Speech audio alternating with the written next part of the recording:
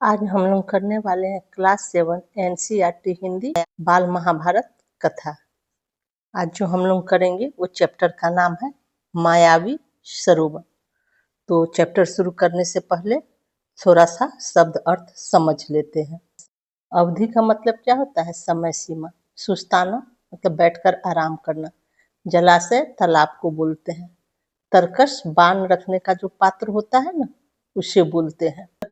दुस्साहस गलत साहस। वाणी आवाज को बोलते हैं। परवाह न करना, ध्यान न देना। चिंतित परेशान को बोलते हैं। अचेत बेहोश। मृत मरा हुआ। चारों खाने चित होना, बेहोश होकर गिर जाना, ये एक मुहावरा है। बाट रास्ता को बोलते हैं। जोहना मतलब इंतजार करना। अब हम लोग शुरू करते हैं चैप्टर को पढ़ना। पांडवों के वनवास की अवधि पूरी होने को ही थी। 12 वर्ष समाप्त होने में कुछ ही दिन रह गए थे। उन्हीं दिनों एक निर्धन ब्राह्मण की सहायता करते हुए पांचों भाई जंगल में काफी दूर निकल आए। वे थके हुए थे, सो जरा सुस्ताने लगे। युधिष्ठिर नकुल से बोले, भैया जरा उस पेड़ पर चढ़कर देखो तो सही कि कहीं कोई जलाशय या नदी दिखाई दे रही है। अब पांडवों का क्या हुआ ना, तो उन लोगों को तो वनवास मिला हुआ था, 12 वर्ष का वनवास, 1 वर्ष का अज्ञातवास। तो उन लोगों का ना 12 वर्ष का जो वनवास जो है सो अब समाप्त होने वाला था, कुछ ही दिन रह गया था। तो वे लोग एक निर्धन ब्राह्मण की मदद करते करते पांचों भाई जंगल से बहुत दूर निकल गए थे और इस वजह से वो लोग थक गए, जरा सुस्ताने लगे।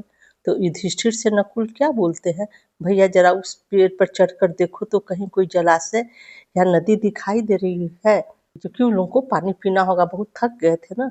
नकुल ने पेड़ पर चढ़कर देखा, चढ़कर कहा कि कुछ दूरी पर ऐसे पौधे दिखाई दे रहे हैं जो पानी के नजदीक ही उगते हैं। आसपास कुछ बगुले भी बैठे हुए हैं, वहीं कहीं आसपास पानी अवश्य होना चाहिए। युधिष्ठिर ने कहा कि जाकर देखो और पानी मिले तो ले आओ। यह सुनकर नकुल तुरंत पानी लाने चल पड़ा। दूर चलने पर अनुमान के अनुसार नकुल को एक जलाशय मिला। उसने सोचा कि पहले तो मैं अपनी प्यास बुझा लूं।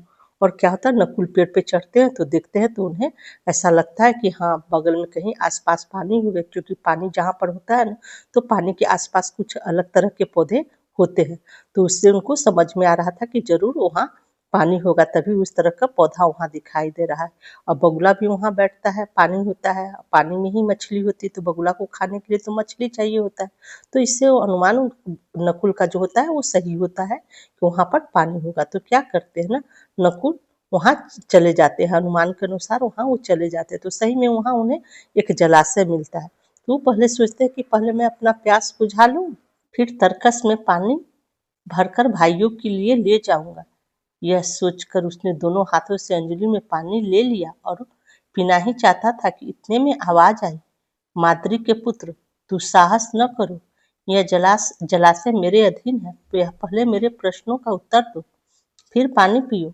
अब क्या होता है ना, अब नकुल सोच रहे हैं कि पहले वो अपनी प्यास बुझा लेते हैं, तब उसके बाद वो पानी लेके अपने भाइयों के पास वो पानी लेके जाएंगे। तो तरकस का क्या मतलब है, बाण रखने का जो पात्र होता है ना, तो वो तो बड़ा डब्बा जैसे होता है ना, तो उसमें सोचे कि पहले मैं अपने अंजलि में भर के पानी पी लेता हूँ, दोनों हाथ को जोड़ के, तो अंजलि जैसे बन जाता है ना, तो उसमें भर के पानी पी लूंगा और तरकस में भर के अपने भाइयों के लिए लेके जाऊंगा। तो जैसे ही वो पानी पीना चाह ही रहे थे कि इतने में आवाज आती है, माद्री के पुत्र दुस्साहस न करो, मत तुम हिम्मत मत करो, ये जलाशय जो है सो मेरे अधीन है, मेरा इस पर कब्जा है, पहले तुम मेरे प्रश्नों का उत्तर दो फिर पानी पियो। पर उसे प्यास इतनी तेज लगी थी कि उस वाणी की परवाह न करके उसने अंजलि से पानी पी लिया। पानी पीकर किनारे पर चढ़ते ही उसे कुछ चक्कर सा आया और वो गिर पड़ा। पर क्या होता है, नकुल ना इतनी प्यास लगी थी ना कि उसकी बातों का ध्यान नहीं देते हैं और क्या करते हैं, अंजलि में पानी भरते हैं, पी लेते हैं। पी के जैसे ही कुछ दूर आगे बढ़ते हैं कि उन्हें चक्कर आ जाता है और वो गिर पड़ते हैं। बड़ी देर तक नकुल के न लौटने पर युधिष्ठिर चिंतित हो गए। उन्होंने सहदेव को भेजा। सहदेव जलाशय के नजदीक पहुंचा तो नकुल को जमीन पर पड़ा हुआ देखा, पर उसे भी इतनी प्यास लगी थी कि वह कुछ ज्यादा सोच न सका। वह पानी पीने को ही था कि पहले जैसी वाणी उसे भी सुनाई दी। उसने वाणी की चेतावनी पर न ध्यान देते हुए पानी पी लिया।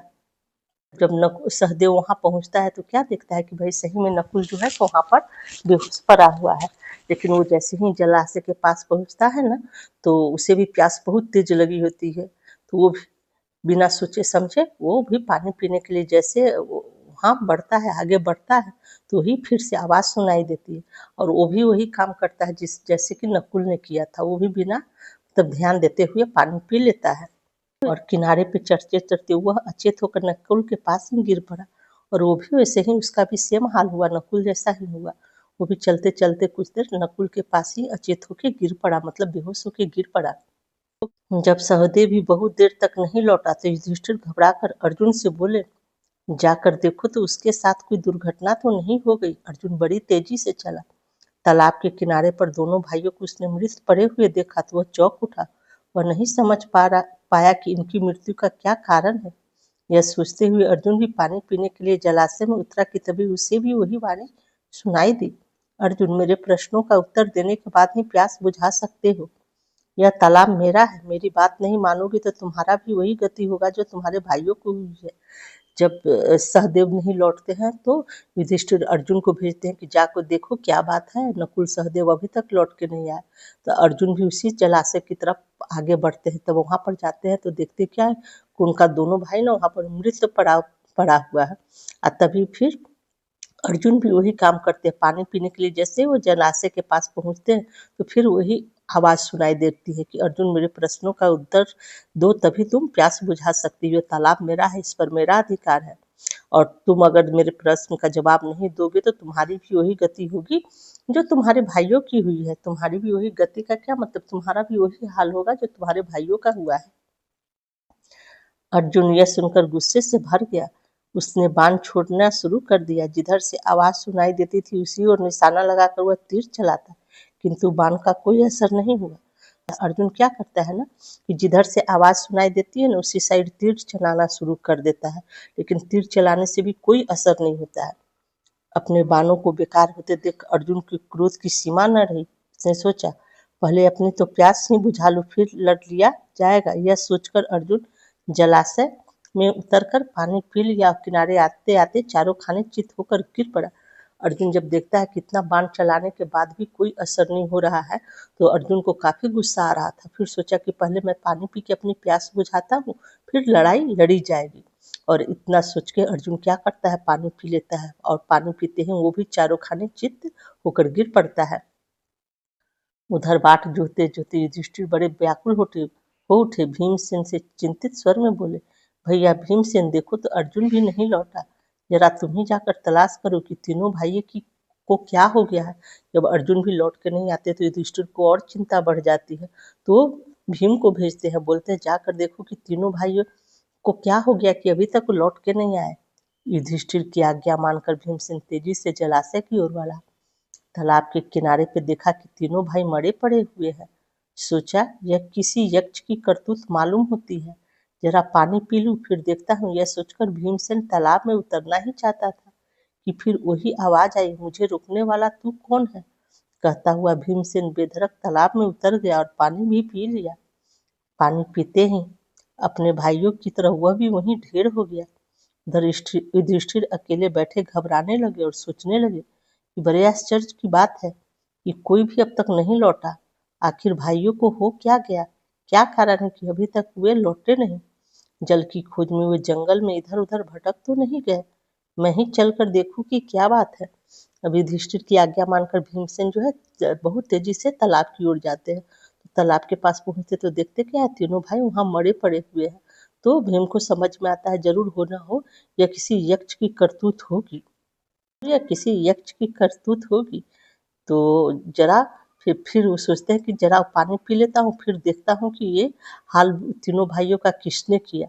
जैसे वो पानी पीने के लिए आगे बढ़ते हैं तो फिर वही आवाज सुनाई देती है। तो भीम क्या बोलते हैं, मुझे रोकने वाला तू कौन है। कहता हुआ भीमसेन जो है बेधड़क तालाब में उतर जाते हैं और पानी पी लेते हैं। और जैसे ही पानी पीते हैं तो अपने भाइयों की तरह वो भी ढेर हो जाते हैं उन पर। इधर युधिष्ठिर अकेले बैठे घबराते हुए सोचते कि क्या बात है, आखिर भाई लोग गए हैं, तीनों भाई गए हैं, वो लोग अभी तक नहीं आए। क्या ऐसा तो नहीं कि जल की खोज में वो लोग जंगल में इधर उधर तो नहीं भटक गए। अब यह सोचकर युधिष्ठिर सोच रहे हैं कि चलकर मुझे ही देखना चाहिए कि आखिर क्या बात है।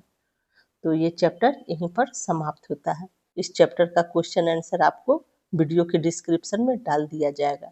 हैंड रिटन नोट्स का लिंक वीडियो के डिस्क्रिप्शन में डाल दिया जाएगा, पढ़ने के लिए आप उसका प्रयोग कर सकते हैं।